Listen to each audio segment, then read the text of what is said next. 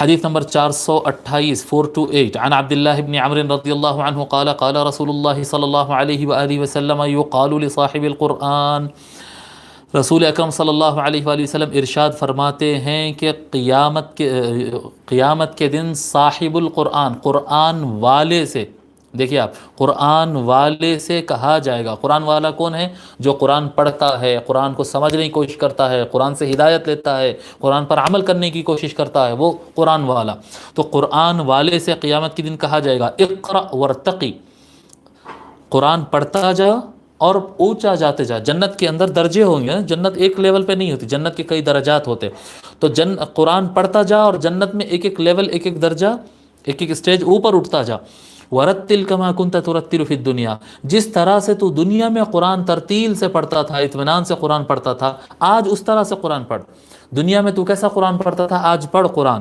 فإن منزلتک عند آخر آیت تقرأ بها، پس تیرا مقام وہ ہے، تیرا درجہ وہ ہوگا جو آخری آیت تو تلاوت کر سکتا۔ کتنے آیت تلاوت کرے گا آج؟ 10، تو 10 لیول اوپر جائے گا۔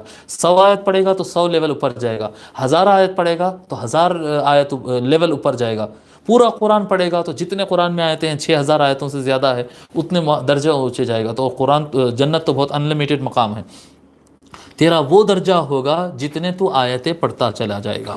اس کو امام ترمذی اور ابو داود نے روایت کیا ہے۔